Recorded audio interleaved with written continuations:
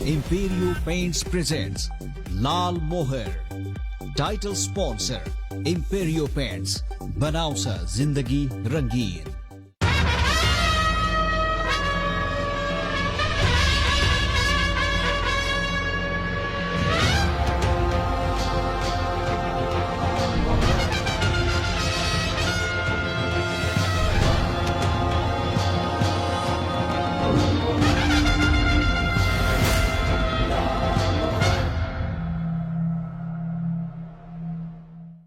नमस्कार, म रमेश प्रसाई.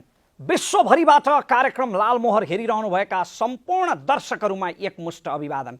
नागरिकता नागरिकता नागरिकता, यो नागरिकताको विषय 2046 साल यता प्रत्येक पल्ट नेपालमा राजनीति र विवादको केन्द्रमा रहँदै आएको छ. नागरिकता राज्य र एउटा नागरिकलाई जोड्ने पुल हो र आफ्नै भूमिमा नागरिकता विहीन हुनु भनेको कुनै पनि व्यक्तिलाई राज्यविहीन अथवा परिचयविहीन बनाइएको अवस्था हो. केही समय अघिदेखि नै सुस्तावासीहरूले नागरिकताका लागि आफ्नै भूमिमा पनि आवाज उठाइरहेका समाचारहरू जब प्रकाशमा आए, यसले एउटा प्रश्न जन्मायो कि हाम्रो नेपाली प्रत्येक पुस्ताले सुस्ता सुस्ताको गीत गाउने, तर त्यही सुस्तामा जन्मेका नेपालीहरूले आजसम्म नागरिकता नपाउने, नेपालमा नागरिकता नभएको व्यक्ति जति योग्य भए पनि जागिर खान र जति धनी भए पनि जग्गा किन्न सक्दैन, ब्याङ्कबाट ऋण झिक्नदेखि मोबाइलको सिम झिक्न पनि नागरिकता चाहिन्छ. यी त केही उदाहरणहरू मात्रै हुन्.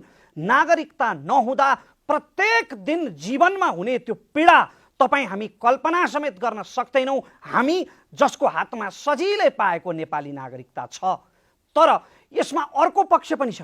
दुई ढुङ्गा बीचको तरुल जस्तो हाम्रो देशमा यो नागरिकताको दुरुपयोग हुन सक्ने उच्च जोखिम र शङ्का. 20औं लाख भारतीयहरूले कानुनका छिद्रको फाइदा उठाएर नागरिकता लिए भन्ने हल्ला र यसरी नागरिकताको दुरुपयोग हुँदा देश सिक्किम वा फिजी त बन्ने होइन भन्ने एक खालको न्यारेटिभ पनि समाजमा छँदैछ. नागरिकता सम्बन्धी सबै समस्याहरू समाधान गर्ने उद्देश्यले भर्खरै प्रतिनिधि सभाबाट नागरिकता विधेयक पारित भएको छ र राष्ट्रिय सभामा छलफलको क्रममा छ. यो विधेयक अनुसार विदेशमा बसेका नेपालीहरूले पनि अब राजनैतिक अधिकार बाहेक अन्य सबै अधिकार समेटिएको नागरिकता पाउने भएका छन्. यो कानुन बनेमा 2064 साल ताका जब नागरिकता वितरण गरियो, 46 चैत्र मसान्तसम्म जन्मेका नेपालीहरूलाई, नेपालभित्र जन्मेका नेपालीलाई तिनका सन्तानले पनि नागरिकता पाउने भएका छन्. तर दुईटा कुराहरूमा विवाद छ. एउटा, नेपालमा विवाह गरिएकी विदेशी बुहारीलाई नागरिकता अहिले नै दिने कि निश्चित समयको प्रावधान राख्ने. भारत, अमेरिका, बेलायत जस्ता धेरै जसो राष्ट्रहरूमा, दुनियाँका अधिकांश देशमा चाहिँ निश्चित समयको प्रावधान राखिएको छ.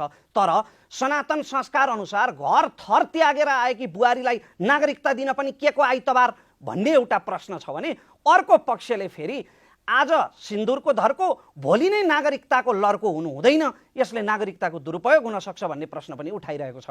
अर्को एउटा विवाद चाहिँ आमाको नामबाट नागरिकता लिनलाई आमाले बाउको पहिचान नखुलेको सो घोषणा गर्नुपर्ने रे.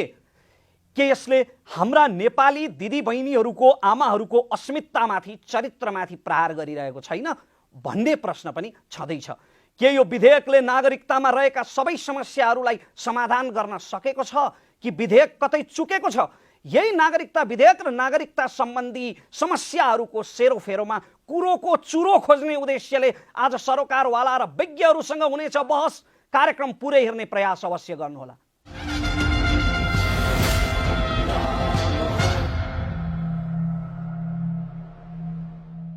आदरणीय दर्शकवृन्द, फेरि पनि स्वागत छ कार्यक्रम लालमोहरमा.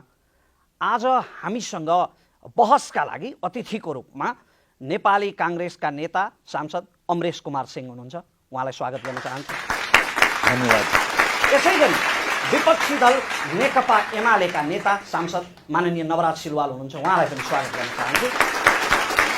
र हामीसँग तटस्थ नागरिक विज्ञको रूपमा नागरिकताको क्षेत्रमा लामो अनुभव सङ्घाल्नुभएका अधिवक्ता सबिन श्रेष्ठ हुनुहुन्छ. उहाँलाई पनि स्वागत गर्न चाहन्छु. हामीसँग आज कानुनका विद्यार्थीहरू, नेपाल ल क्याम्पसका विद्यार्थीहरू सहभागीको रूपमा हुनुहुन्छ. यसै गरी सुस्ता लगायत देशको विभिन्न ठाउँबाट कानुनको अपरिपक्वताले गर्दा नागरिकताबाट वञ्चित हुनु परेका नेपाली नागरिकहरू हुनुहुन्छ, उहाँहरूलाई पनि स्वागत गर्न चाहन्छु। र बहस प्रारम्भ गर्नु अघि नागरिकता विधेयकका समग्र पक्षहरूबारे हाम्रो टिमले तयार गरेको यो रिपोर्ट अबको क्रममा प्रस्तुत गर्दैछौँ। नागरिकतामा राजनीति, महत्त्वपूर्ण ऐनमा अनेक दाउपेच। नेपालको संविधान अनुसार राष्ट्रिय स्वतन्त्रता, भौगोलिक अखण्डता, राष्ट्रिय हित तथा समृद्धिप्रति आस्थावान रही एकताको सूत्रमा आबद्ध सबै नेपाली जनता समग्रमा राष्ट्र हो। नेपाली को हुन्? कसले नेपाली पहिचान पाउनुपर्छ? सबै जनताले अर्थात् महिला र पुरुष दुवैले सम्मान महसुस गरेनन् भने के त्यसले राष्ट्रलाई बलियो बनाउँछ? जस्ता प्रश्नलाई राजनीतिक दलहरूले आफ्नो स्वार्थका लागि प्रयोग गरिरहेका छन्। हालै प्रतिनिधि सभामा फास्ट ट्र्याकबाट नेपाल नागरिकता ऐन 2063 लाई संशोधन गर्न बनेको विधेयक पास गरिएको छ। विधि र प्रक्रियामा चल्ने लोकतान्त्रिक शासन प्रणालीमा यसरी बिना छलफल महत्त्वपूर्ण ऐन पारित गरिनु हामीले अंगीकार गरेको शासन प्रणालीको प्रतिकूल अभ्यास पक्कै हो। किन पास गरियो त? प्रक्रिया मिचेर? उत्तर सजिलो छ। चुनावको मुखमा तराई मधेसमा राजनीतिक बाजी मार्न नेपाली कांग्रेसले यसलाई हतियार बनाउन खोजेको देखिन्छ। अहिले यो प्रक्रियाको विरोध गर्ने विपक्षी एमाले त झन् कुनै समय लोकतन्त्रकै खिल्ली उडाउन उद्यत थियो। एमाले लगभग उस्तै प्रावधान राखिएको कानून संसद विघटन भएको अवस्थामा अध्यादेश मार्फत नै ल्याएको थियो। तत्कालीन जनता समाजवादी पार्टीको एक पक्षलाई सरकारमा ल्याउन 2078 जेठमा केपी ओलीको सरकारले सो अध्यादेश जारी गराएको थियो। पात्र फरक भए पनि मनस्थिति र मनसाय फरक देखिँदैन। हरेक राजनीतिक दलले नागरिकता जस्तो महत्त्वपूर्ण विषयलाई राजनीतिक स्वार्थ पूर्तिको हतियार बनाउनु राष्ट्र र लोकतन्त्रकै लागि घातक हो। यो त प्रक्रियाको कुरा भयो। प्रक्रिया मिचेर विधेयक पास गर्दा गर्दै नागरिकता सम्बन्धी ऐनमा भएका संशोधनमा समेटिएका प्रावधान कतिका उपयुक्त छन् र के विषयहरू छुटे, यो विषय दोस्रो पक्ष हो। अहिले सबैभन्दा विवादित बनेको विषय भनेकै वैवाहिक अंगीकृत नागरिकता हो। नेपाली पुरुषसँग बिहे गरेर आउने विदेशी महिलालाई बिहे गरेर आउन साथै नेपाली नागरिकता दिने प्रावधान यहाँ राखिएको छ। विवाह गरी आउने बित्तिकै नागरिकता दिने प्रावधान अन्य मुलुकमा समेत नरहेको केही वर्षको अन्तरालपछि मात्र नागरिकता दिने प्रावधान छिमेकी भारत लगायत धेरै जसो देशमा छ। नेपालमा पनि संसदीय समितिका विगतका छलफलहरूमा कम्तीमा 7 वर्षपछि मात्र नागरिकता दिने प्रावधानमा करिब टुङ्गो लागेको थियो। तर अहिले आएर किन तुरुन्तै नागरिकता दिने प्रावधान राख्नु पर्यो भन्ने विषय सोचनीय मात्र होइन, गम्भीर पनि छ। संविधानले नै महिला र पुरुषले विदेशी नागरिकसँग बिहे गरेपछि उसको परिवारले नागरिकता पाउने कुरामा ठूलो विभेद छ। अहिले संविधान संशोधनको कुरा नभएर संवैधानिक प्रावधान अनुरूप कानून बनाउने विषयमै कुरा गरौं। यो ऐनले आमाको नामबाट नागरिकता पाउने कुरालाई एक तरिकाले निषेध नै गरेको छ। अर्का तरिकाले भन्ने हो भने महिलालाई घोर अपमान गरेको छ। नेपालमै बस्ने नेपाली महिलाले आफ्ना सन्तानलाई आफ्नो नामबाट सोझै वंशजको नागरिकता दिलाउन सक्दिनन्। उनले सन्तानलाई नागरिकता दिलाउन श्रीमानको पहिचान नभएको घोषणा गरे मात्र त्यस्तो नागरिकता दिलाउन सक्छिन्। त्यो पनि घोषणा गलत भएमा कारबाही हुने शर्त राखिन्छ। त्यसैले अहिलेको कानून र संविधानले नै आमाको नाममा नागरिकता पाउने कुरालाई नाम मात्रको व्यवस्था भएको छ। बाबुको पहिचान बिना आमाले नागरिकता दिलाउन आज पनि सक्दिनन्। यो कुरामा सत्ता पक्षले आफ्नो फाइदा देखेन। विपक्षी त नेपालमै बस्ने नेपाली महिलाका सन्तानबाट नेपालमा राष्ट्रघातको जोखिम देख्छ। प्रक्रिया अनुसार ऐन निर्माणको बाटो अंगालेको भए यी लगायत सबै समस्यामा गहन छलफल हुन सक्थ्यो। कुनै न कुनै समाधान पक्कै आउँथ्यो। त्यो पनि नभए लोकतान्त्रिक विधि र प्रक्रियाबाट ल्याइएमा त्यसमा सबैको अपनत्व रहन्थ्यो होला। तर यसरी सत्तामा रहनेले आफूलाई अनुकूल हुने गरी यस्ता महत्त्वपूर्ण ऐन कानून विधि र प्रक्रिया मिचेर प्राविधिक बहुमतका आधारमा पास गर्नाले लोकतन्त्रलाई त फाइदा गर्दैन। अन्ततः यसले प्रहार गर्ने भनेको हाम्रो राष्ट्रियतामाथि हो। म बहसको सुरुवात नेताबाट होइन, आज नागरिकबाट गर्न चाहन्छु। सबिन सर, नागरिकता सम्बन्धी समस्याहरू समाधान गर्नका लागि एउटा गैर राजनैतिक आँखाबाट हेर्दा, नागरिकको आँखाबाट हेर्दा यो विधेयक कति पूर्ण छ र कति अधुरो छ? यो विधेयक अझै पूर्ण हुन सकेको छैन। तर यो विधेयक पूर्ण हुन सकेको छैन भन्दै गर्दाखेरि के भन्नु पर्यो भन्दाखेरि चाहिँ हाम्रो 2072 को जुन संविधान थियो, संविधानले नै हाम्रो के निर्धारण गरेको छ भन्दाखेरि को नेपाली नागरिक हो र को नेपाली नागरिक होइन भनेर चाहिँ संविधानले निर्धारण गरेको छ। र यो विधेयकले के गरिरहेको छ भन्दाखेरि नेपाली नागरिक भइसकेको व्यक्ति जसलाई संविधानले नागरिक मानेको छ उहाँहरूलाई चाहिँ नागरिकता दिने प्रक्रियाको लागि चाहिँ यो विधेयक आइरहेको छ। र संविधान आएको झन्डै 7 वर्षसम्म पनि हामीले के गर्यौँ भन्दाखेरि चाहिँ हामीसँग दुईटा पार्टीका मान्य सांसदज्यूहरू हुनुहुन्छ र संसदले यति लामो समयसम्म होइन संविधानमै के छ भन्दाखेरि एउटा धारा 304 छ जसले के भन्छ भन्दाखेरि सङ्घीय संसदको पहिलो बैठक बसेको 1 वर्षभित्र चाहिँ संविधानसँग बाजिने कानुनहरू चाहिँ मिलाइसक्ने छ होइन त्यो संविधान मुताबिकको कानुन हुनेछ भन्ने तापनि 7 वर्षसम्म चाहिँ नागरिकता विहीन बनाएर राखिएको सन्दर्भमा विधेयकले मुख्य गरेर 3टा पक्षहरूलाई एउटा जन्मसिद्धका सन्तान लाई नागरिकता दिने त्यो संविधानकै व्यवस्था हो। अर्को आमा जसको चाहिँ बाबुको पहिचान भएको छैन उहाँको सन्तानलाई वंशजको नागरिकता दिने त्यो पनि संविधानकै व्यवस्था हो र संविधानले नै ल्याएको हामीले चाहिँ अहिले चाहिँ गैर आवासीय नेपालीलाई पनि नागरिकता प्रमाणपत्र दिने भन्ने विषय छ। त्यो विषयहरूलाई लिएर आएर चाहिँ यो विधेयक आएको छ। तर यो विधेयकमा केही कमी कमजोरी छन् तर कमी कमजोरी छन् भन्ने आधारमा चाहिँ के गर्नु भएन यसलाई सक्दो सुधार गर्नु पर्यो। तर यो संसदको अब चाहिँ एकदमै अन्तिम अवस्था आएको हुनाले नागरिकता विहीनलाई फेरि नागरिकता विहीनताकै निरन्तरता दिने गरी चाहिँ विधेयकलाई अल्झाउन चाहिँ हुँदैन भन्ने मलाई लाग्छ। जस्तो यो विधेयकमा रहेका कमजोरीहरूको चर्चा तपाईँले गर्नुभयो, के कस्ता प्रावधानहरू समेटिएको भए चाहिँ यो विधेयक साँचो अर्थमा परिपक्व हुन्थ्यो? एउटा कुरा त केही कमजोरीहरू चाहिँ नागरिकताको विषयमा हाम्रो संविधानमै छ। त्यसले गर्दाखेरि संविधानमै भएको आधारभूत कुरालाई विधेयकले चाहिँ सुधार गर्न सक्ने कुरा भएन। यो विधेयक संविधान मुताबिक नै आएको छ र हाम्रो संविधानले नै के गरेको छ भन्दाखेरि चाहिँ नेपाली महिलाको स्वतन्त्र अस्तित्वलाई स्वीकार गरेको छैन होइन। त्यसले गर्दाखेरि अहिले पनि के छ भन्दाखेरि एउटा म नेपाली पुरुष हुँ र म नेपाली बाबु हुँ भन्ने बित्तिकै के देखाउनु पर्दैन भन्दाखेरि चाहिँ आमाको स्वदेशी हो कि विदेशी हो कि पहिचान नभएको हो कि के हो भनेर देखाउनु पर्दैन। नेपाली पुरुष र बाबु भन्ने बित्तिकै त्यतिकै पर्याप्त छ। तर आमाको हकमा के गरिरहेको छ भन्दाखेरि नेपाली आमा चाहिँ 3 प्रकारका हुन्छन्। एउटा नेपाली आमा जसको चाहिँ बच्चाको बाउ नेपाली छ, एउटा नेपाली आमा जसको बच्चाको बाउ विदेशी छ र एउटा नेपाली आमा जसको बच्चाको बाउ पहिचान भएको छैन भनेर नेपाली आमालाई विभाजित गरेर होइन एउटा स्वतन्त्र अस्तित्वमा नहेर्ने कुरा नै यसको एउटा समस्याग्रस्त छ। र संविधानकै व्यवस्था जुन धारा 11(5) ले चाहिँ यदि बाउ पहिचान नभएको नेपाली महिला छ भने उसले आफ्नो सन्तानलाई चाहिँ वंशजको नागरिकता दिने र बाउ पहिचान भएर विदेशी ठहरेमा त्यो नागरिकता चाहिँ अंकृत हुने भनेर 11(5) को व्यवस्था थियो। तर त्यसलाई कार्यान्वयन गर्नलाई जुन यो विधेयकमा आएको छ र सो घोषणा होइन मेरो बच्चाको बाउ पहिचान भएको छैन भने जुन सो घोषणा तोकिएको ढाँचामा गर्नुपर्ने जुन व्यवस्था छ त्यसले चाहिँ एउटा महिलाको चाहिँ आत्मसम्मान होइन एउटा महिलाको चरित्र माथि चाहिँ प्रश्न चिन्ह लगाउने स्थिति एकातिर छ भने अर्को त्यो सो घोषणा चाहिँ गलत ठहर्यो भने सजाय गर्ने भन्ने व्यवस्था पनि छ होइन। 1 वर्षदेखि 3 वर्षसम्म कैद सजाय वा 1 लाखदेखि 3 लाख रुपियाँसम्म जरिवाना वा दुवै भनेको छ। र यहाँ चाहिँ नेपाली बाबुले नागरिकता दिँदाखेरि चाहिँ सो घोषणा पनि गर्नु नपर्ने, आमा पनि देखाउनु नपर्ने, नेपाली बाबु नै पर्याप्त हुने, आमालाई चाहिँ हामीले विभाजन गरेर एउटा अपमानजनक होइन यो आत्मसम्मान विपरीत सो घोषणा गर्नुपर्ने र सो घोषणा गलत ठहर्यो भने पनि नेपाली कानुनले के गरेको छ भन्दाखेरि बाबु नेपाली भयो भने वंशज भइहाल्यो, बाबु विदेशी नेपाली आमा छ भने अंकृत भइहाल्यो, पहिचान छैन भने पनि वंशज भइहाल्यो भनेपछि त्यहाँ चाहिँ त्यो नागरिकता रद्द गरेर जुन सजाय गर्ने व्यवस्था छ यो त यो देशमा चाहिँ एउटा आमा हुनु नै नेपाली आमा हुनु नै एउटा ठुलो होइन कसुर गरेको होइन। नेपाली आमा भनेको चाहिँ एकदम झुट बोल्ने हो कि के हो भन्ने जस्तो यो प्रावधान छ। त्यसले गर्दाखेरि नेपाली आमाको सन्तानलाई क्याटेगोरी गरे पनि नागरिकता पाउने व्यवस्था हुँदाहुँदै सजाय गर्ने जुन व्यवस्था छ त्यो चाहिँ दुर्भाग्यपूर्ण छ। प्रावधानहरूको विषयमा हामी पछि आउने नै छौँ। नवराज सर, नागरिकता भनेको चकलेट बाँडे जस्तो होइन भन्ने केपी ओलीले उनीको नेतृत्वमा ल्याएको सरकारले 77 सालमा ल्याएको नागरिकता अध्यादेशको लगभग फोटोकपी जस्तो गरेर सबै प्रावधान लगभग समेटेर यो विधेयक आएको छ भनेपछि एमाले किन यति बिघ्न उद्वेलित भएको? अनि त्यस्तो एमाले उद्वेलित भएको छैन। हाम्रो चाहिँ भनाइ के भने जस्तो सर्टन मुलुकको राष्ट्रियतासँग मुलुकको भविष्यसँग गाँसेका सर्टेन विधेयकहरू, सर्टेन प्रिन्सिपलहरू, सर्टेन इस्युहरूमा चाहिँ सर्वसम्मत खालको चाहिँ एउटा वातावरण बन्नुपर्छ भन्ने हाम्रो भनाइ। जस्तो नागरिकताको विषय हो त्यसमा चाहिँ कुनै खालको चाहिँ नि बहुमत अल्पमत भन्दा पनि यो राष्ट्रियतासँग आबद्ध विषय भएको हुनाले यो सबै पार्टीहरूको सबै नागरिकहरूको पनि यसमा चाहिँ सहमति सहितको एउटा सर्वसम्मत खालले बनाऊ भन्ने एउटा थियो।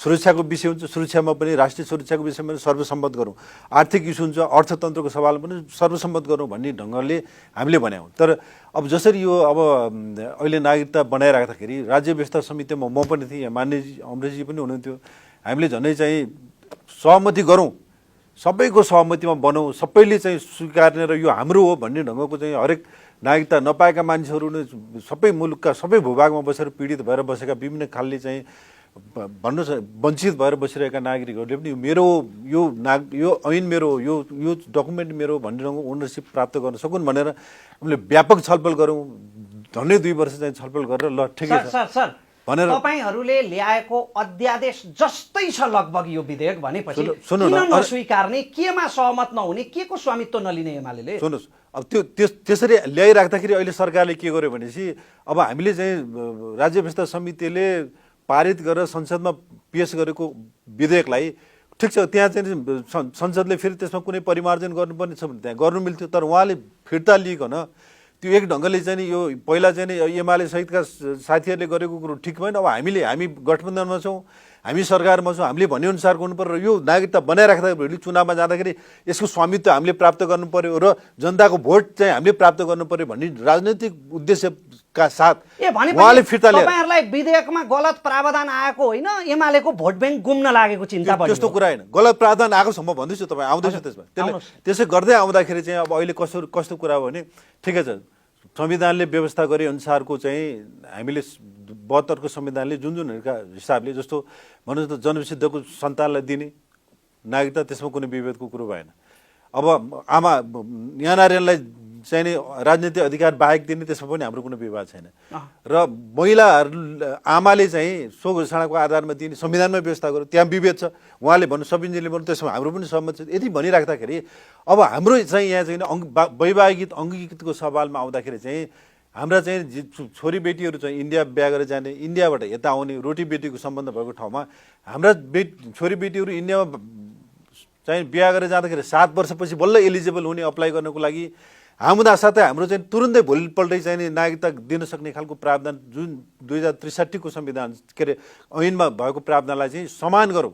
यो के अरे इन्डियासँग अथवा अर्को मुलुकसँग पनि विवाह गरेर आउने हाम्रो बुहारीहरूलाई पनि त्यही ढङ्गको सम्मान दियौँ। हामीले भन्यौँ राजनीतिक अधिकार बाहेक 7 वर्ष जस्तो इन्डियामा 7 वर्षसम्म राखौँ, आर्थिक सांस्कृतिक सम्पूर्ण अधिकारहरू दिएर एउटा त्यस्तो नागरिकताको व्यवस्था गरौँ, एउटा आइपिआरको व्यवस्था गरौँ, तर राजनीतिक भोटिङ अधिकार चाहिँ 7 वर्षपछि मात्रै पाउने गरौँ भनेर हाम्रो त्यो सहमतिका साथ त्यसमा नेपाली कङ्ग्रेसको पनि सहमति थियो त्यतिखेर जब चाहिँ हामीले चाहिँ राज्य व्यवस्था समितिबाट पास गरौँ। अब अहिले चाहिँ आएर होइन भन्ने ढङ्गले चाहिँ विदेशी प्रभुहरूको अगाडि घुँडा टेकेर अथवा एउटा तब्कालाई खुसी बनाउँछु, भोट ब्याङ्कलाई चाहिँ प्रमोट गर्छु भन्ने ढङ्गले जसरी सरकारले चाहिँ त्यो एउटा खालको चाहिँ खराब मनसाका साथ लिएर आएपछि यसमा विरोध भएको हो।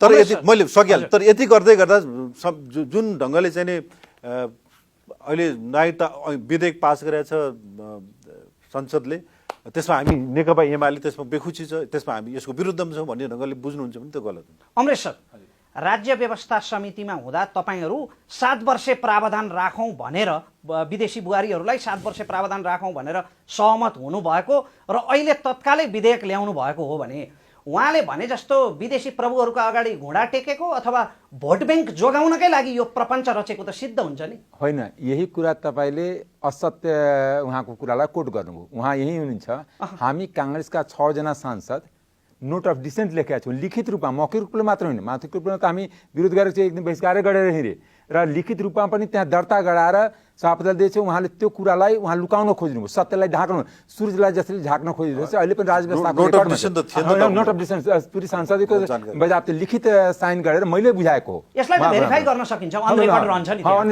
रेकर्ड छ। मैले त भन्छु नि कि अन रेकर्ड यदि यो सही भएन भने आजै म सार्वजनिक जीवनबाट सन्यास लिन्छु।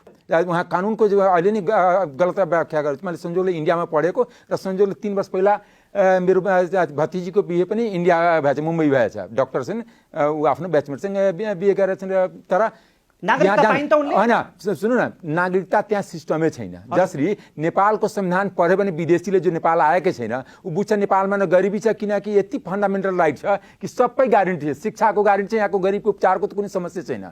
फुडको ग्यारेन्टी छ कि यहाँ कुनै गरिबलाई खानाको समस्या छैन। ट्रान्सपेरेन्सी यति छ कि यहाँ कुनै भ्रष्टाचार छँदै छैन। त्यो संविधान पढ्यो भने कहीँ पनि देख्दैन संविधानमा। त्यस्तै के भने 1955 को एउटा सिटिजनसिप एक्ट छ जो आजसम्म कार्यान्वयन भएको छैन। म डेटै भन्छु, म पढेर आएको छु तपाईँले आज सोध्नुभयो किनकि उहाँहरूले एउटा नेपाली जनतालाई जुन हाम्रो गरिबी र यहाँको कम्युनिस्टहरूले के गर्छ भने यहाँको गरिबी र नेपाली जनताको सोझोपनको फाइदा उठाएर तथाकथित राष्ट्रवाद क्रिएट गर्ने र जनतालाई गरिब बनाइराख्ने, नेता धनी भइराख्ने, भ्रष्टाचारलाई चुलोमा बुढाउने, त्यसमा कहिले नपस्न खोज्ने। मेरो कुरा कम्प्लिट गर्न दियो रमेशजी। 1955 को एक्ट छ, तर आजको दिनसम्म नागरिकता कार्ड इन्डियामा बाँटिया पनि छैन, बनाएको पनि छैन, त्यसको आवश्यकता पनि छैन। त्यहाँ के छ त्यो म बताउँछु। भोटर आइडी कार्ड छ, आधार कार्ड छ, आधार कार्ड जुन पनि बनाउन सक्छ, विदेशी पनि बनाउन सक्छ, त्यो मात्र त्यहाँ बसिरहेको प्रमाण दिन्छ कि बसिरहेछ KYC को लागि, ब्याङ्क एकाउन्ट खोल्नलाई त्यो कहाँ बसिरहेछ, कुन घरमा बसिरहेछ, त्यसको लागि आधार कार्ड हो। त्यसकारण आधार कार्ड उसको नेसनलिटीसँग केही जोडिएकै छैन। नेपाली दोस्रो कुरा त्यहाँ नेसनलिटीसँग जोडिएको दुईवटा चिज हुन्छ, तीनवटा। एउटा हुन्छ भोटर आइडी कार्ड, अर्को हुन्छ रासन कार्ड जो सब्सिडीमा चावल, गेहूँ, चिनी, तेल आफ्नो नागरिकलाई दिन्छ। त्यो सब्सिडीमा त्यो रासन कार्ड पनि नागरिकलाई मात्र दिन्छ, विदेशी बस्ने डेरा लिएर बस्नेलाई अथवा दिँदैन। तेस्रो त्यहाँ छ पासपोर्ट। त्यहाँ तपाईँलाई म बताउँछु कि मेरो भतिजीको बिहे उहाँ 7 वर्षको कुरा हुन्छ, 3 वर्ष पनि अलि पुगेको छैन। उसले त्यहाँ गभर्मेन्ट जबमा छ, उसको इन्डियन पासपोर्ट छ, नेपाली पासपोर्ट त्यहाँ। त्यति मात्र होइन, उसको भोटर आइडी कार्डमा नहुँ भने आधार कार्ड बन्यो। आधार कार्ड त जसको पनि भन्छ, हाम्रो नेपाली कामदारहरू पनि धेरै आधार कार्ड छ, ब्याङ्कमा एकाउन्ट जो खोलेको छ, जो जागिरे छ, तर उनी अहिले नेपाली नागरिक नै आधार कार्ड पाउँछ। तपाईँले यसो भनिरहँदाखेरि अमेरिका, बेलायत, जापान अधिकांश विकसित देशहरूमा, अधिकांश युरोपेली राष्ट्रहरूमा 2 देखि 5 वर्ष 7 वर्ष बसोबास गरेपछि मात्रै वैवाहिक अङ्गीकृतले नागरिकता पाउने व्यवस्था छ।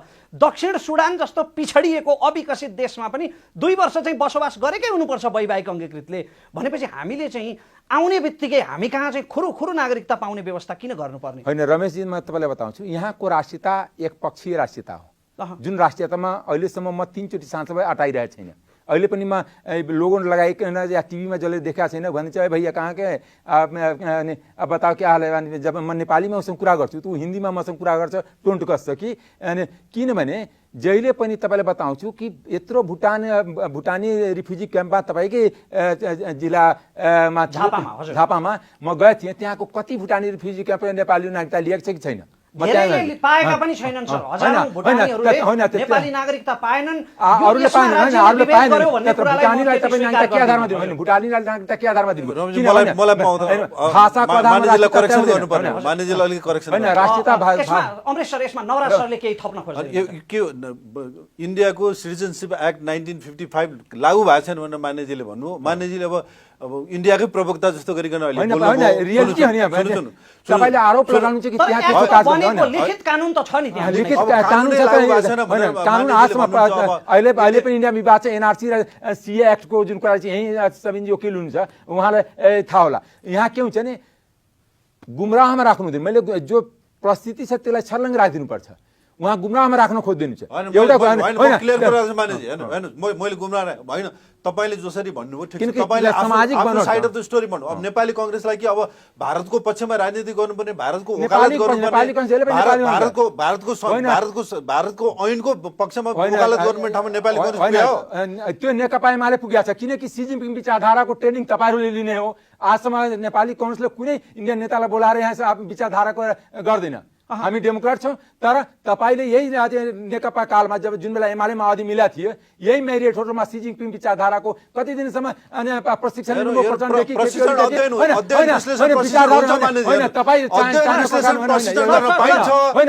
राष्ट्रियताको सवाल, मुलुकको सवाल, नागरिकताको सवाल भने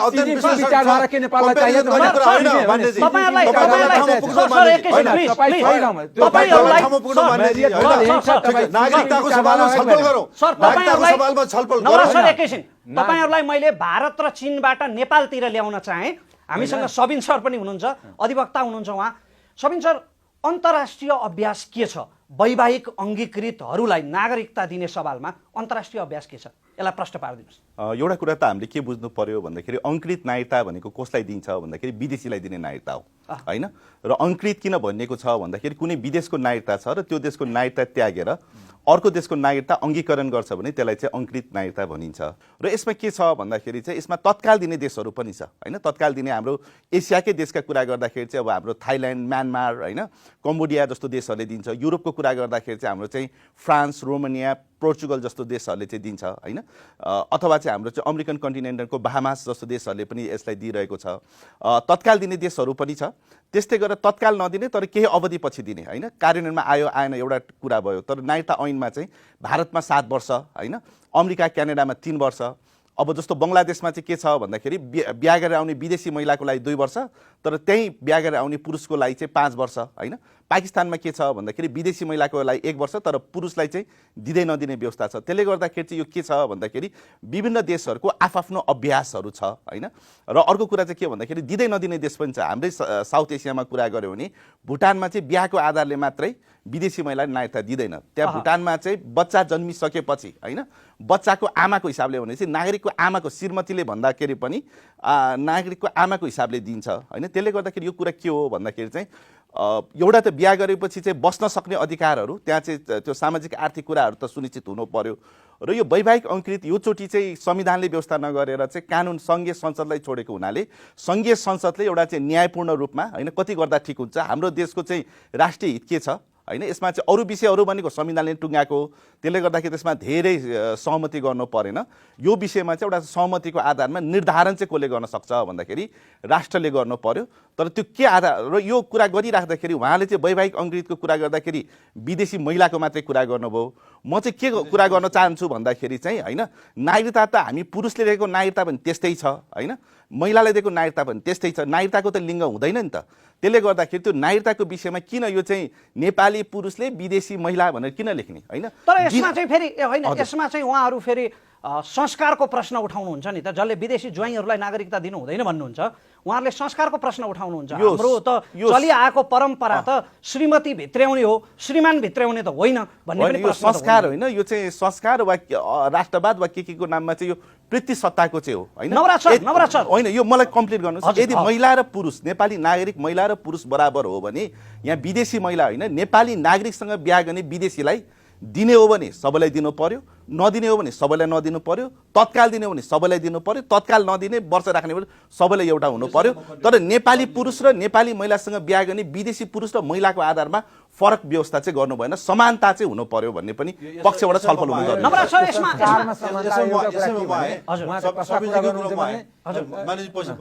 स्वामीजीको कुरोमा कस्तो भने अब जस्तो अब ठ्याक्क अघि मान्यजीले भन्नुभयो वैवाहिक अंकृतको सवालमा चाहिँ हामीले के भन्यो भने 7 वर्ष चाहिँ राखौँ भनेर भन्दाखेरि त्यसमा त्यो बिहा गरेर आउने हाम्रो बुहारीलाई चाहिँ हामीले पुरै वञ्चितीकरण गर्न खोजेका थिएनौँ। त्यसमा खालि भोटिङ अधिकार मात्रै नदिउँ, 7 वर्षपछि भोटिङ अधिकार पाऊँ भन्दाखेरि उहाँहरूलाई भोटिङ अधिकार अहिले नै दिनुपर्छ भन्नुको इन्टेन्सन। त्यसो भए तपाईँहरूले ल्याएको अध्यादेशमा, केपी ओलीको पालामा ल्याएको नागरिकताको अध्यादेशमा 7 वर्षको प्रावधान थिएन त? सुन्नुहोस्, अब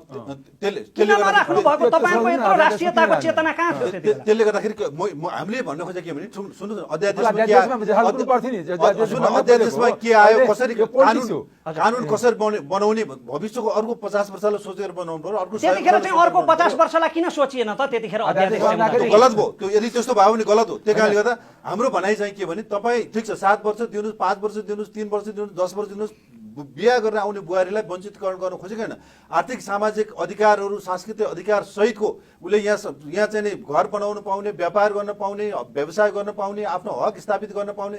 खालि भोट मात्रै तपाईँ 7 वर्षपछि गर्नुहुन्छ, भोट अहिले नै गर्नुपर्छ उसले भन्नुको अर्थ। त्यो 7 वर्षमा चाहिँ शुद्धता देशभक्ति प्रमाणित हुने सूत्र के हो? अब सुन्नुहोस् के हो भने जस्तो तपाईँको अब त्यस्तो के हो भने जस्तो हाम्रो चाहिँ मुलुक कस्तो भने तपाईँको 1800 किलोमिटर ओपन बोर्डर छ।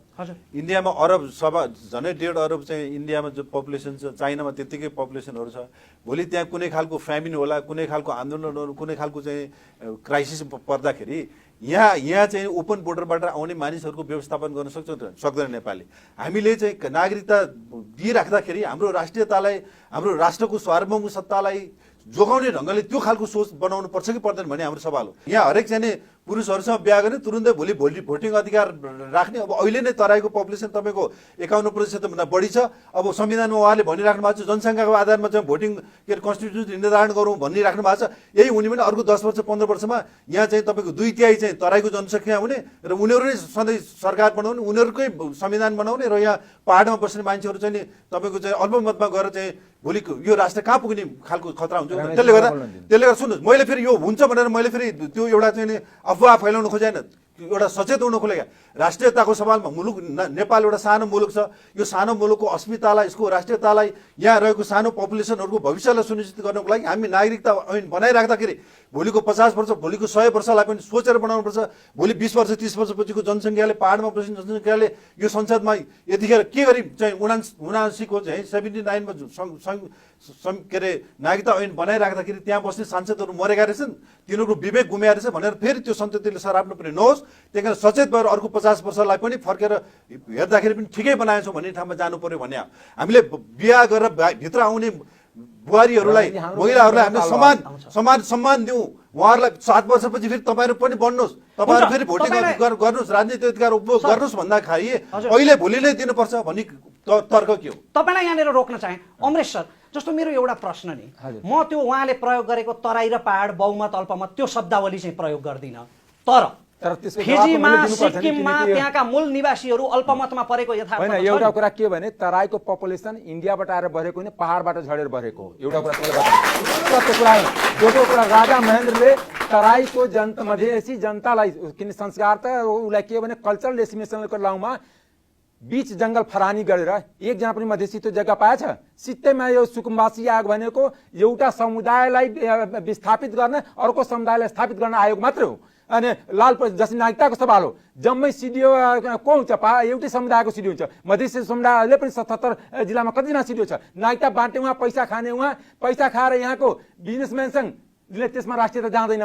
तिब्बतबाट आएको मान्छेलाई मैले आफै चिन्छु पर्सनली, अब कसैको नाउँ नभनौँ यो पब्लिक फोरममा, कि 10 जना जो तिब्बतमा घर छ तर नेपाली नागरिकता हामीसँग साथीभाइ जस्तै बसेको छ। तिब्बतबाट आउने, भुटानबाट आउने अनि सिक्किमबाट आउने ऊ नेपाली, किन भाषाको आधारमा राष्ट्रियता तय हुँदैन। राष्ट्रियता जो नेपालमा जन्मेको छ राष्ट्रको रक्षा उसले गर्छ। पहाडको मान्छे गएर त्यो बोर्डरको रक्षा गरेको छैन, त्यही मधेसको मान्छे रक्षा गरेको छ।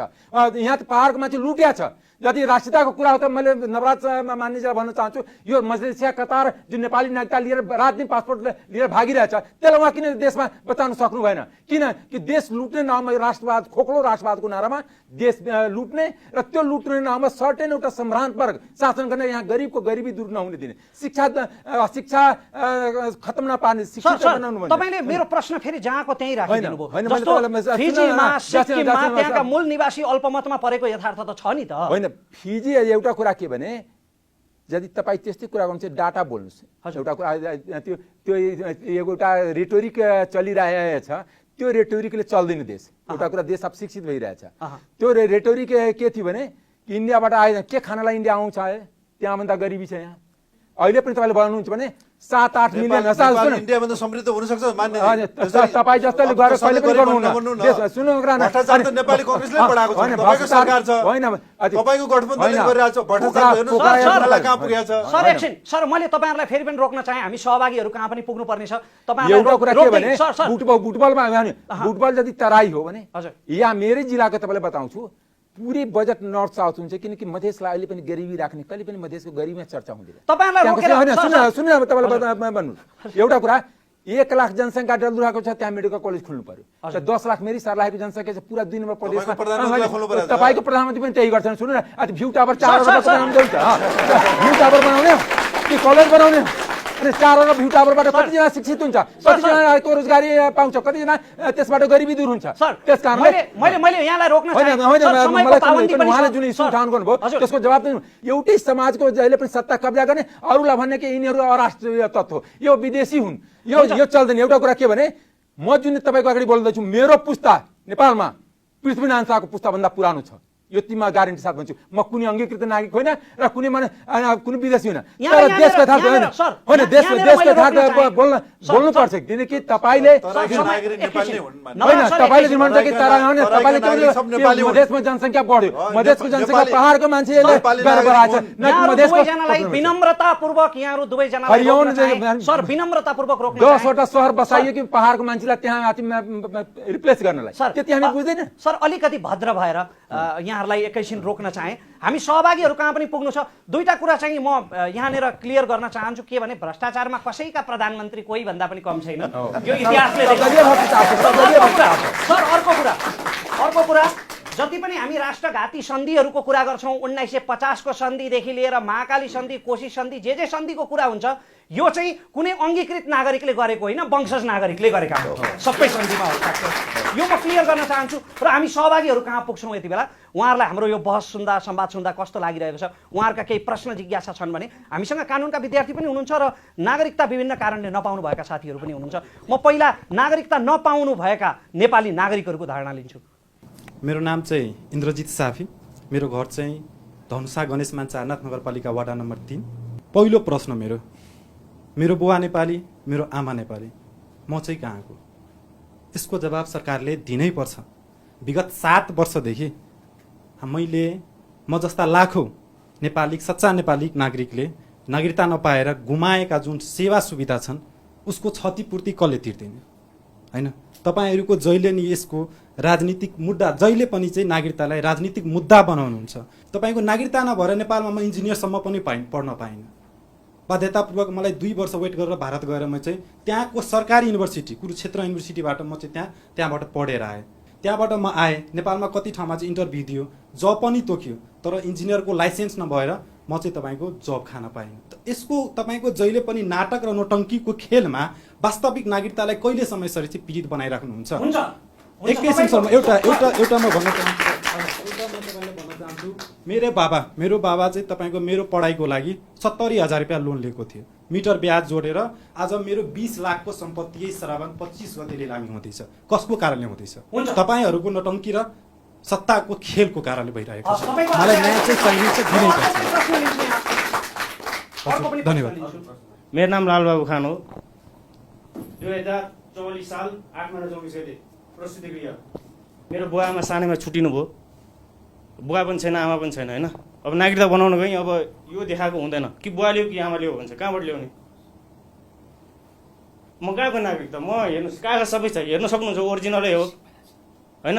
अब मसँग यस्तो मान्छेहरू चिन्जान छ कि विदेशमा गयो, विदेशी नागरिक मन परायो ल्यायो, लेडिज है जेन्ट्स चाहिँ नेपाली नै हो, विदेशी आयो आइमै उसले त्यो विदेशी आइमै नेपाली भइसक्यो, नेपाली नागरिक भइसक्यो, 2 जना बिहे पनि, अब 2 जनै नेपाली नागरिक छ के, उसँग पहुँच पनि थियो, फाइनेन्सियली ऊ स्ट्रङ पनि थियो, बन्यो नि त। अब मसँग त केही पनि छैन।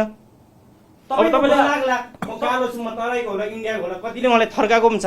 यो नागरिकता बनाउने नगरपालिका सिडिओ कति ठाउँमा मलाई त्यहाँको निजामती कर्मचारीले थर्काएर पनि पठायो कि इन्डियन सोच्यो होला, धोती सोच्यो होला होइन।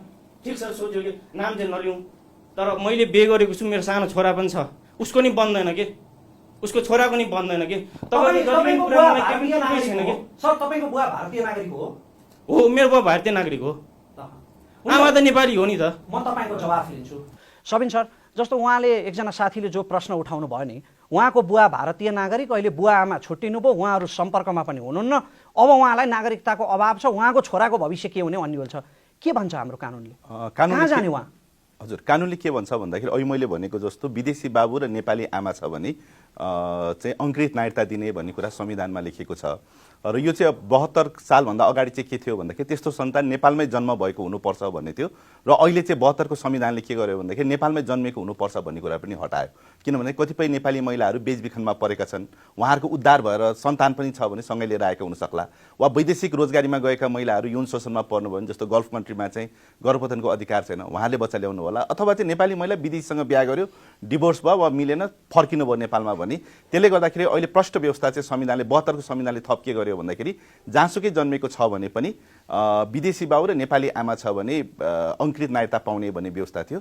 तर त्यसमा एउटा समस्या कहाँनिर थियो भन्दाखेरि चाहिँ हाम्रो प्रक्रियामा के थियो भन्दाखेरि त्यसरी चाहिँ विदेशको नागरिकता लिएको छैन भनेर चाहिँ जो नागरिकताको लागि योग्य व्यक्ति छ उहाँले चाहिँ एउटा निस्सा ल्याउनु पर्ने भन्ने थियो। र सबैभन्दा समस्या कहाँनिर भन्दाखेरि जस्तो उहाँकै केसमा नि बाबु मरिसकेको, बाबुले छोडेर गएको, विदेशी बाबु फर्केको स्थितिमा त विदेशी दूतावासबाट त्यस्तो किसिमको निस्सा दिने स्थिति थिएन।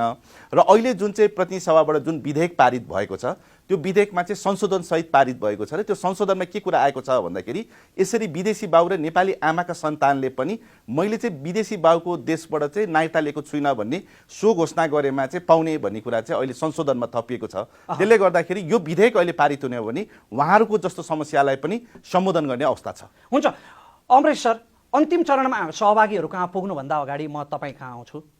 दुईटा प्रश्न छन् तपाईँलाई मेरा, संक्षिप्त उत्तर चाहन्छु।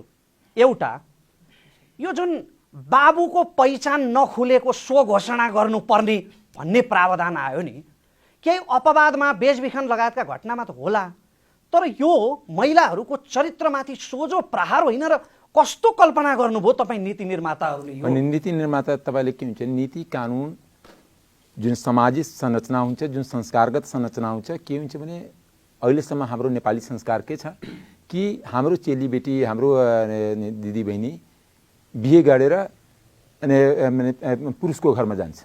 अहिलेसम्म त त्यही छ नि। अब आज बोल्दाखेरि भोलिदेखि बदल्ला त बेग्लै कुरा हो सबै। तर यहाँ के भने सर्टेन एउटा एनजिओको ग्रुप छ, तपाईँले यदि प्रष्ट यसमा जान खोज्नुभयो भने, अनि अब जसको प्रतिनिधित्व धेरै साथीहरूले गर्छ, म कसैको माथि डाइरेक्ट भन्न चाहन्न। यहाँ के हुन्छ भने हाम्रो भनाइ के छ, जो नेपाली नागरिकको नेपालमा बसोबास गरेको देख्नु पर्यो।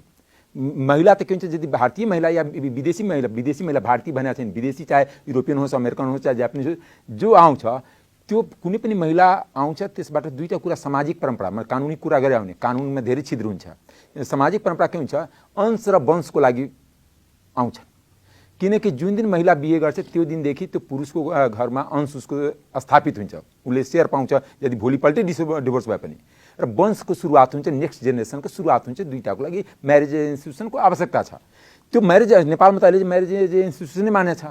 तर के हुन्छ भने विदेशी केटाको हकमा के हुन्छ भने हाम्रो चेलीबेटी बिहे गरेर विदेश जान्छ। जस्तै हामी धेरै यस्तो पढे लेखेको हामी साथीको जो छोरी चिन्छु, जो विदेशी जो चेलीहरू विदेशी केटाहरूमा छ, त्यो त्यही देशमा गएर बसिरहेछ, उसले आउँदैन। त हाम्रो त्यहाँ कानुन बनाउँदाखेरि के थियो भने कि या त त्यसमा लेखा छ नि अहिले पनि 15 वर्ष बसोबास हुनु पर्यो यहाँ नेपालमा, कि नेपालमा बस्नु। हामी त्यो प्रावधानको प्रश्नमै छैनौँ, हामीले अघि छलफल गरिसक्यौँ। मेरो प्रश्न कहाँ हो भने नि, हजुर, बाउको पहिचान खोल्न नसकेको भनेर कसैको नागरिकतामा लेखिनु आमाको र सन्तानको अपमान होइन? होइन, त्यो त उहाँले सम्झिने प्रश्न कि त्यहाँ छलफलै भयो समितिमा, यहीँ हुनुहुन्छ नवराजी, उहाँसँग मानिजीसँग उहाँ पनि संसोद्धा हुन्छ कि होइन, जो हाम्रो नेपाली महिलाहरू धेरै विदेशमा घरेलु कामदारको रूपमा प्रयोग भइराखेका छन्। खास करके यो धेरै समस्या गल्फ कन्ट्रीहरूमा छन्। हामी गएर पनि दुबईमा हेरेका छौँ, अरू ठाउँमा पनि साउदीहरूमा पनि हेरेका छौँ।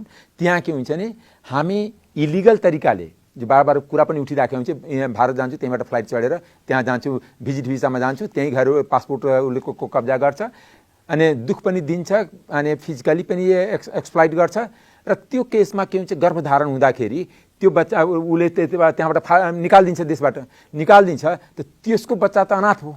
त्यो त बुझियो। तर अर्को प्रसङ्ग कस्तो पनि हुन्छ भने, जस्तो हाम्रो कार्यक्रममा जस्तै महिलाको केसमा तपाईँ एउटै तराजुमा राख्न किन मिल्दैन भने त्यहाँ प्रश्न लेखेको छ कि अहिले पनि थियो वैवाहिक अंगीकृतमा कुनै समस्या थिएन। सुन्नुहोस् न, एउटा कम्युनिस्ट पार्टीले बढाएको मात्र तपाईँलाई बताउँछु, अहिलेसम्म वैवाहिक अंगीकृतको नागरिकता संविधानले पनि व्यवधान गरेको थिएन। आजको दिनसम्म पनि, आज पनि बोल्दाखेरि संविधान पास, यो कानुन पास छैन, त्यसमा पनि अप्ठ्यारो छैन, यही सबै हुन्छ सोधे हुन्छ। सही कुरा तपाईँ सुन्न चाहनुहुन्छ? एकदमै समयको पाबन्दीको कारणले एउटा कुरा भने वैवाहिक अंगीकृतको समस्या थिएन। समस्या त थियो कि जन्मसिद्धको छोराछोरीको जुन 64 मा भएको छैन। यसमा त के भने 72 साल संविधान जारी भइसकेपछि 72 सालदेखि अहिले 79 सालमा 7 वर्ष हो। 7 वर्षमा देश 5 वर्ष कम्युनिस्टकै नेतृत्वमा थियो, उनीहरूले दिनै चाहँदैन। सिधा कुरा, जनताले त्यहाँ हिसाब किताब लिनु पर्यो। 2 वर्ष काङ्ग्रेस नेतृत्व छ, 2 वर्षको दोषीमा त हामी यहाँ प्रयास गरेर दिनै खोजिरहेका छौँ, तर उसले जहिले पनि बल्झ्याएर 2 वर्ष 17-18 वर्ष काङ्ग्रेसले चलायो। त्यो कम्युनिस्ट र काङ्ग्रेसको विवादतिर नजाउँ, यहाँ सबैले सत्ता चलाएका छन्। त्यो विवाद पनि एउटा कुरा, नागरिकता समस्या समाधान जहिले पनि नेपाली काङ्ग्रेसकै नेतृत्वको सरकार गर्छ। यो पनि म तपाईँलाई दबाब 40 साल पछाडि 75% समय चाहिँ नेपाली काङ्ग्रेस सरकार चलान्छ। काङ्ग्रेसको विवादमा कुनै रमेश सर, म पनि एउटा कुरा राखौँ है। रमेश सर, नवराज सर, एकैछिन, समयको असाध्यै धेरै पाबन्दी छ, हामी साह्रै नै उत्तरार्धमा आइसक्यौँ, सहभागीका प्रश्न पनि लिनु छ। मैले दिन खोजेको दृष्टान्त चाहिँ के हो भने, एउटा घटना यस्तो आयो जसले ग्यालेक्सी टेलिभिजनबाट प्रसारण भयो, जसले एकदमै एक प्रकारको प्रश्न जन्मायो।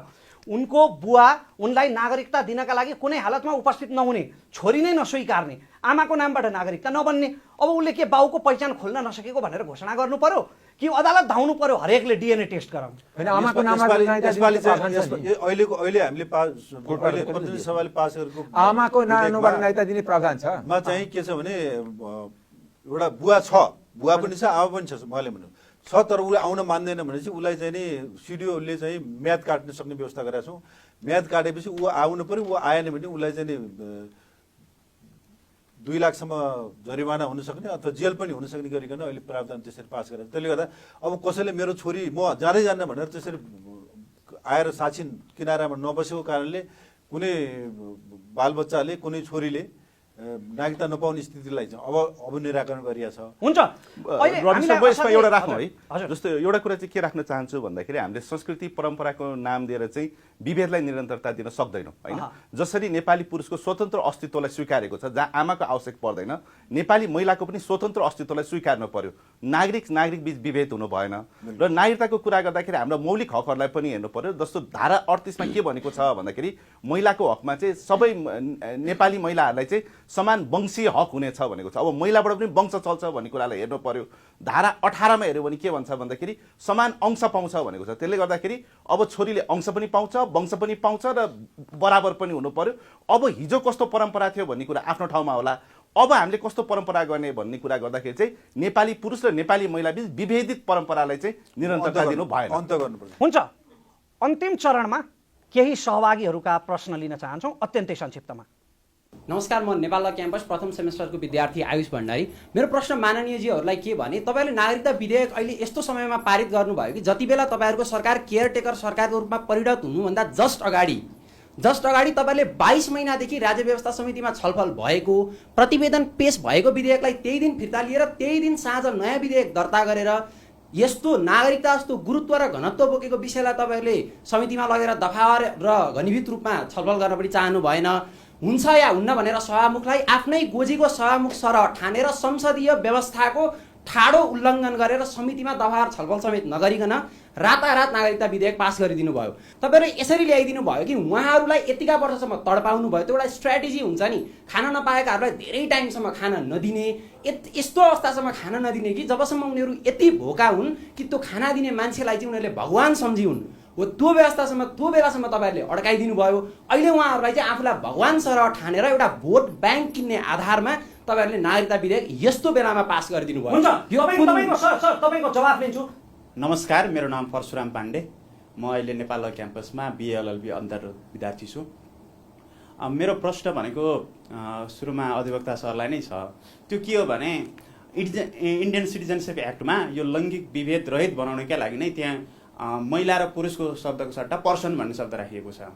हाम्रो संविधानमा पनि अनि हाम्रो कानुनमा पनि त्यसै गरी व्यक्ति भन्ने शब्द राखेको भए यो अलिकति मिल्थ्यो कि भन्ने मेरो प्रश्न हो। त्यसबाहेक अर्को आधार वर्ष रिलेटेड कुरामा जस्तो उहाँले नोट अफ डिसेन्ट नै लेखेँ भन्नुभयो त्यो राज्य व्यवस्था तथा सुशासन समितिमा।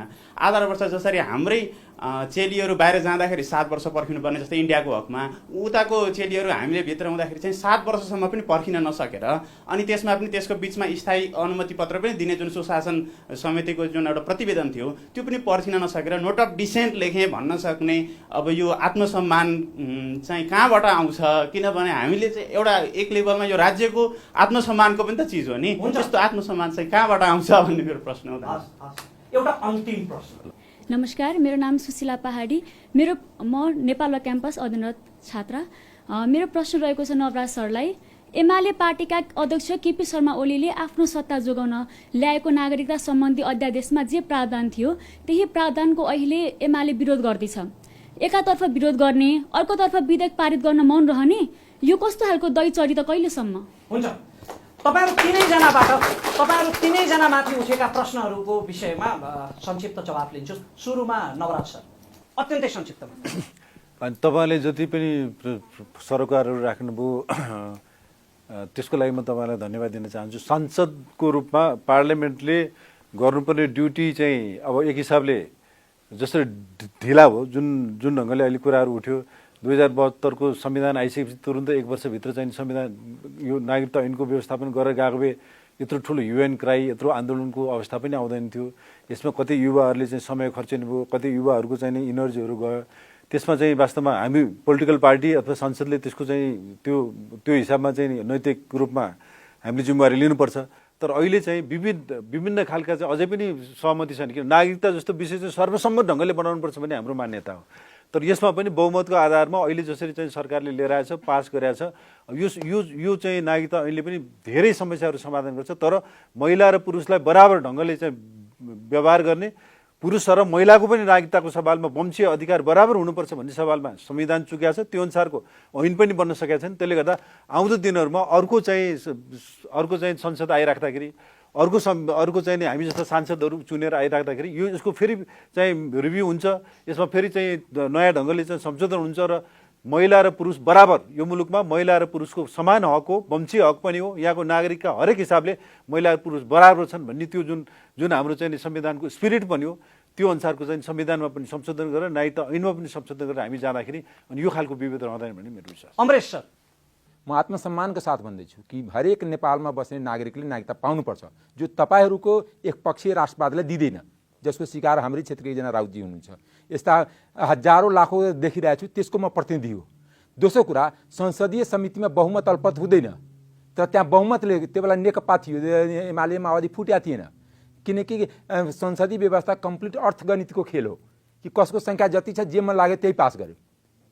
एउटा कुरा त्यो हरेक इल थिङ्समा हामी साक्षी बस्ने र एउटा कुरा मधेसको मान्छे नागरिकता लिने बित्तिकै राष्ट्रियता खतरा पर्छ।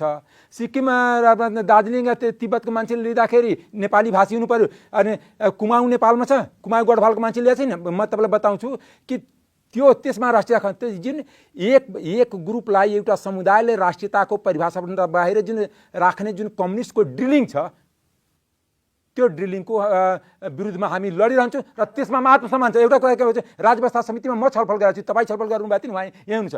त्यहाँ बहुमतले पेलेर त्यहाँ राजव्यवस्थाको मिटिङ त्यहाँ भएन। तत्कालीन प्रधानमन्त्री केपी ओलीको निवास बालुवाटारमा छलफल गरेर आफ्नो पार्टीको सबै सांसद बोलाएर तिमीहरू यो गर, त्यहाँ सचिवालय बसेर नेकपाको तत्कालीन सचिवालय थियो र त्यसमा सचिवालय बाहेक एकजना उपाध्यक्ष तत्कालीन नेकपाको उपाध्यक्ष सुभाष नेमाङ हुन्थ्यो, बसेर त्यहाँ गाइडलाइन दिएर त्यति हामी इन्फर्म छु। तपाईँ यहाँ जुन भन्नुहुन्छ त्यति मात्र होइन नि, साहित्य किन पर्खिनु भएको संक्षिप्तमा? होइन, हामी सुरुदेखि भनिरहेको छु, सहमति खोजिरहेको थियो। जब नेकपा अहिले पनि म नेकपालाई तपाईँको एमालेलाई चुनौती दिन्छु, यदि नागरिकता विधेयक गलत छ भने भोलिदेखि सडक आन्दोलन किन गरेन, आफ्नो विद्यार्थीलाई किन प्रचालन गरेन, किन ढुङ्गामा राखेर किन आगो बाल्नु? त्यो त आगो बाल्ने पार्टी हो नि, बालोस् न। हामी चुनौती होइन जति नागरिकता विधेयक हामी भन्छौँ कि एक साल हाम्रो कुर्नु पर्यो, मधेसलाई खिच्न पाउनु हुन, यो हामी एकदम त्यहाँको भन्छौँ। राष्ट्रियताको नाममा मधेसलाई पाउनु हुन नि, राष्ट्रियताको परिभाषाबाट मधेसीलाई हटाउनु पाउनु हुन नि। तपाईँ राष्ट्रवादी, तपाईँ देश बेच्ने राष्ट्रवादी, पुरै देशलाई गरिबी बनाउने, कङ्गाल बनाउने, आजसम्म मधेसको प्रधानमन्त्री भएको छैन नि। यो देशमा गरिबको बच्चा करोडौँलाई मलेसिया कतार पठाउने त्यो राष्ट्रवादी, देशको अनि फास्ट्यागदेखि लिएर पोखरा एयरपोर्टदेखि लिएर राजाको सबै ट्रस्टको जग्गा बेच्ने राष्ट्रवादी। यहाँहरूलाई रोक्न चाहे, एकदमै विनम्रतापूर्वक यहाँहरूलाई रोक्न चाहे, यो नस्लवाद र राष्ट्रवादको बहस हामीले धेरै सुनिसकेका छौँ। उहाँले नेकपा एमालेको राष्ट्रवाद भएर पोषण गर्छ, त्यसको जनता साक्षी छ, त्यसको जनता साक्षी छ। जनता गर्छ नि। सबिन सर, हामीसँग सबिन सर हुनुहुन्छ। अत्यन्तै संक्षिप्तमा तपाईँको क्लोजिङ रिमार्क्स राजनीतिभन्दा माथि उठेर लिएर टुङ्ग्याउँछु म। राष्ट्रवाद भनेको मान्छेको भावना हो, त्यसले गर्दाखेरि राष्ट्रवाद भनेको आफ्नै नागरिक बीच विभाजन र विभेद गरेर राष्ट्रवाद हुँदैन। तराई हिमाल पहाडले एक अर्कालाई शङ्का गरेर राष्ट्रवाद हुँदैन, महिला पुरुष वा अन्यले शङ्का गरेर चाहिँ यो राष्ट्रवाद हुँदैन। त्यसले गर्दाखेरि नेपाली नागरिकता प्राप्त प्रत्येक व्यक्ति समान छ भन्नु पर्यो। र उहाँले हाम्रो विद्यार्थी भाइले उठाउनु भएको जस्तो नागरिकताभित्र लिङ्ग खोज्नु भएन, यो पुरुष नागरिक हो कि महिला नागरिक हो कि अन्य भनेर। त्यसले गर्दाखेरि जब हामीले सबै नागरिकलाई समान, बिना कुनै लैङ्गिक, बिना कुनै जातीय, बिना कुनै क्षेत्रीय पूर्वाग्रह समान व्यवहार गर्छौँ, त्यसपछि चाहिँ हाम्रो राष्ट्रवाद बलियो हुन्छ जस्तो लाग्छ। हुन्छ, अब बहसको अलिकता चर्कोपना र समयको असाध्यै धेरै पाबन्दीको कारणले गर्दा आज हामीले सहभागीहरूका अन्य प्रश्न लिन सकेनौँ। यसमा म हृदयदेखि नै सम्पूर्ण सहभागीहरूसँग क्षमा याचना गर्न चाहन्छु। समयको असाध्यै धेरै पाबन्दी छ र आजको बहसलाई हामी यहीँनिर टुङ्ग्याउँछौँ र टुङ्ग्याउँदै गर्दा यो कामना गर्छौँ कि कुनै पनि नेपाली नागरिक कहिल्यै पनि नागरिकताबाट वञ्चित हुनु नपरोस् र नागरिकता जस्तो संवेदनशील विषयमा यस्ता छिद्र पनि नहुन् जहाँबाट विदेशीले नागरिकता लिन सकुन्। यही कामना गर्दै हामी आजको बहसलाई समयको पाबन्दीका कारणले यहीँ टुङ्ग्याउँछौँ। अर्को साता अन्य अतिथि र अन्य विषयवस्तुका साथ उपस्थित हुने बाचासहित आजका अतिथिहरूलाई आफ्नो अमूल्य समयका लागि धन्यवाद र सहभागीहरूलाई विशेष धन्यवाद अनि दर्शकहरूलाई कार्यक्रम हेरिदिनु भएकोमा अझ विशेष धन्यवाद भन्दै कार्यक्रमको यो श्रृङ्खलाबाट सम्पूर्ण टिमका साथ रमेश प्रसाई आज्ञा चाहन्छ। नमस्कार।